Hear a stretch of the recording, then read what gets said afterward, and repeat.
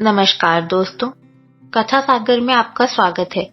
आज आप सुनेंगे मृदुला गर्ग जी की कहानी हरी बिंदी, गार्गी की आवाज में। दोस्तों, अगर कहानी पसंद आए तो प्लीज कहानी को लाइक करें और आगे शेयर करें। चैनल पर नए आए हैं तो चैनल को सब्सक्राइब करें। आंख खुलते ही आदतन नजर सबसे पहले कलाई पर बंधी घड़ी पर गई। उसने फौरन दोबारा कसकर आंखें बंद कर ली और इंतजार करने लगी कि अब पलंग चरमराएगा और आवाज आएगी। उठना नहीं है क्या? पर जब कुछ देर चुप्पी बनी रही तो आंखें खोलकर देखा, बिस्तर पर वह अकेली है। अरे हाँ, रात ही तो राजन दिल्ली गया है, याद ही नहीं रहा। तो अब उठने की कोई जल्दी नहीं है। उसने ढेर सारी हवा गालों में भरकर एक लंबी सांस छोड़ी और पूरे बिस्तर पर लोट लगा गई। दूसरे सिरे पर जाकर मुंह पर बांह रखकर लेटी तो कानों में घड़ी की टिक टिक बज उठी। वह मुस्कुरा दी। उसे कलाई पर घड़ी बांधकर सोने की आदत है। रोज राजन चिढ़कर कहता है, यह क्या, सारी रात कान के पास टिक टिक होती रहती है, इसे उतारो ना।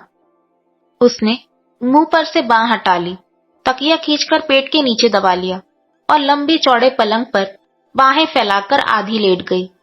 ओह, सुबह देर तक सोने में कितना आनंद आता है। राजन होता है तो सुबह 6 साढ़े 6 से ही खटर पटर शुरू हो जाती है। चाय नाश्ते की तैयारी, दोपहर का खाना साथ में और 8 बजे राजन दफ्तर के लिए रुखसत। ना जाने राजन को जल्दी उठने का क्या मर्ज है। खैर, आज वह स्वतंत्र है, जो चाहे करे। उसने शरीर को ढीला छोड़ दिया और दोबारा सोने की तैयारी करने लगी। फिर आंख खुली तो 8:30 बज चुके थे। उसने एक प्याला चाय बनाई और खिड़की का पर्दा हटाकर बाहर झांकने लगी। दूर तक धुंध छाई थी। आज जरूर बरसात होगी, उसने सोचा। उसे धुंध बहुत भली लगती है। जब मालूम नहीं पड़ता वहां कुछ दूर पर क्या है तो अनायास आशा होने लगती है कि कोई अनुपम और मोहक वस्तु होगी। मैं भी खूब हूं, उसने मुस्कुराकर सोचा। मुझे धुंध में खुलापन लगता है और सूर्य के प्रकाश में घुटन। चाय पीकर गर्म पानी से देर तक नहाया जाए, उसने सोचा और बाल्टी भरने लगी।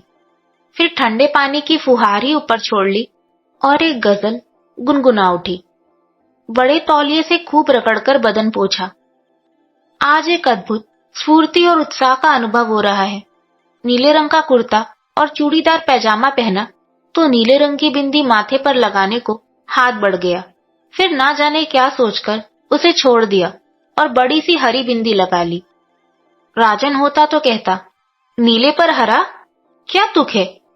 उसने दर्पण में दिख रही अपनी प्रतिछाया को जबान निकालकर चिढ़ा दिया। कहा, तुक की क्या तुक है? और खिलखिलाकर हंस पड़ी। दराज खोली तो नजर चांदी की बाली पर पड़ गई। उठाकर कानों में लटका ली। विवाह के बाद से पहननी छोड़ दी थी। नकली है ना, और जरूरत से ज्यादा बड़ी, राजन कहता है। एक पुराना बैग हाथ में ले झपट कर बाहर निकल आई। बरामदे में मुंडू बैठा आराम से सिगरेट फूंक रहा था राजन की। उसे देखते ही हथेली में छिपा बड़ी संजीदगी से बोला, खाना क्या बनाऊं? कुछ नहीं, उसने कहा। नहीं खाएंगे, तुम्हारी छुट्टी। मुंडू की घबराई सूरत देखकर वह हंस पड़ी और बोली, मेरा मतलब है जो तुम्हें अच्छा लगे बना लो। तुम्हें ही खाना है, चाहे खाओ चाहे छुट्टी मनाओ। बिना यह चिंता किए कि ठीक कहाँ जाएगी या क्या करेगी, वह सड़क पर कुछ दूर चलती चली गई। बस इतना जानती है कि आज का दिन यूं ही नहीं जाने देगी। कुछ तय करने से पहले बारिश शुरू हो गई। उसने कुछ दूर भागकर टैक्सी को आवाज लगाई और भीतर घुसकर सोचने लगी। जब टैक्सी ली है तो कहीं न कहीं जाने को कहना पड़ेगा। जहांगीर आर्ट गैलरी, उसने जो सबसे पहले मुंह में आया कह दिया। गैलरी में किसी आधुनिक चित्रकार की प्रदर्शनी हो रही थी। विशेष कुछ समझ में नहीं आया, बस आनंद अवश्य आया। आज कुछ भी करने में आनंद आ रहा है। एक चित्र के आगे वह काफी देर खड़ी रही। देखा, पूरे कैनवस पर रंग बिरंगी रेखाएं इधर उधर दौड़ी चली जा रही हैं। अरे, उसने सोचा, यह तो बिल्कुल मेरे कुर्ते की तरह है। वह जोर से हंस पड़ी, इतनी जोर से कि पास खड़ा एक दड़ियल उसे घूरने लगा। कहीं यही तो चित्रकार नहीं है बेचारा, जरूर चित्र अत्यंत त्रासद रहा होगा। उसने चेहरा गंभीर बनाया और दड़ियल के पास जाकर विनम्रता से कहा, सॉरी, और बाहर निकल आई। बाहर आकर ख्याल आया, हो सकता है वह कलाकार ना हो, उद्योगपति हो। दो किस्म के इंसान ही दाढ़ी रखने का साहस कर सकते हैं, कलाकार और सामंत। सामंत अब रहे नहीं, उनका स्थान उद्योगपतियों ने ले लिया है। तब तो दिन भर यही सोचता रहेगा, उसने सॉरी क्यों कहा। उसमें भी नफे की गुंजाइश ढूंढता रहेगा। वह दूने वेग से हंस दी। फिर देखा, बारिश थमी हुई है, पर आकाश अब भी काफी गुस्सैल नजर आ रहा है। पूरा बरसा नहीं, उसने सोचा, और फिर सड़क थाम ली। सड़क के किनारे रेस्टोरेंट देखकर याद आया कि काफी जोर से भूख लगी है। भीतर जाकर चटपट आदेश दे दिया, एक गर्मा गर्म आलू की टिक्किया और एक आइसक्रीम, एक साथ। एक साथ? ब्यारे ने आश्चर्य दिखाया। हाँ, कोई एतराज है? जी नहीं, लाया। उसे ठंडा और गर्म एक साथ खाना भला लगता है। कहते हैं दांत खराब हो जाते हैं। कितना चटपट काम हो गया आज। राजन रहता है तो बढ़िया जगह बैठकर आराम से खाने की सूची देखने के बाद सोच विचार कर आदेश दिए जाते हैं। खाकर बाहर निकली तो सोचा, पास किसी सिनेमा घर में पिक्चर देख ली जाए। किस्मत से अंग्रेजी की पुरानी मजाकिया पिक्चर लगी मिल गई, डैनी के की। राजन कहता है, ना जाने तुम्हें डैनी के कैसे पसंद है। मुझे तो उसके बचपने पर हंसी नहीं आती, पर उसे आती है, खूब आती है। फिर हंसी पर हंसी आती है, कभी कभी बेबात आती है, जैसे आज। पिक्चर के दौरान वह आज और दिनों से ज्यादा ठहाके लगा रही थी। पास बैठे आदमी की सूरत अंधेरे में दिख नहीं रही थी, पर हंसी की आवाज जरूर सुनाई पड़ रही थी। पता लग रहा था हंसने में वह उससे 2 कदम आगे है। अदाकार की एक खास बेचारगी की मुद्रा पर वे इतनी जोर से हंसे कि उनके हाथ आपस में टकरा गए। सॉरी कहने के इरादे से एक दूसरे की तरफ मुड़े, पर माफी मांगने के बजाय एक ठहाका और लगा गए। उसके बाद हर बार यही हुआ। हंसी आने पर वे अनायास एक दूसरे को देखते और मिलकर हंसते। खेल खत्म होने पर एक साथ बाहर निकले तो देखा 4:30 बजे ही काफी अंधेरा हो चला है। आकाश यूं तना खड़ा है कि अब बरसा अब बरसा। कितना सुहावना दिन है, उसने अपने पड़ोसी से कहा। सुहावना? उसने कुछ अचरज से कहा, यह बेरंग? हाँ, कितना सुहावना बेरंग दिन है। वह हंस पड़ा। समझता हूँ, सूरज यहाँ रोज निकलता है, पर धुंध कभी कभी होती है। 8 महीनों में आज पहली बार। अब मानसून शुरू हो जाएगी। हाँ, आज खूब बरसेगा, उसने कहा। फिर अनायास जोड़ा, कॉफी पियेंगे? जरूर। हल्की हल्की फुहार पड़नी शुरू हो गई तो दोनों भागकर सामने वाले रेस्टोरेंट में जा घुसे। उसने बाल झटक दिए और बोली, आपका छाता कहाँ है? छाता? हाँ, आप लोग हमेशा छाता साथ रखते हैं ना? वह ठहाका मारकर हंस पड़ा। इंग्लैंड में? उसने कहा। कॉफी मंगाकर दोनों सामने काले पड़ाए समुद्र को देखते देखते अपने अपने ख्यालों में खो गए। सहसा उसकी आवाज सुनकर वह चौंकी। आप क्या सोच रही हैं, यह जानने के लिए पेनी का खर्चा करने को तैयार हूं, वह कह रहा था। दीजिए, उसने हंसकर कहा।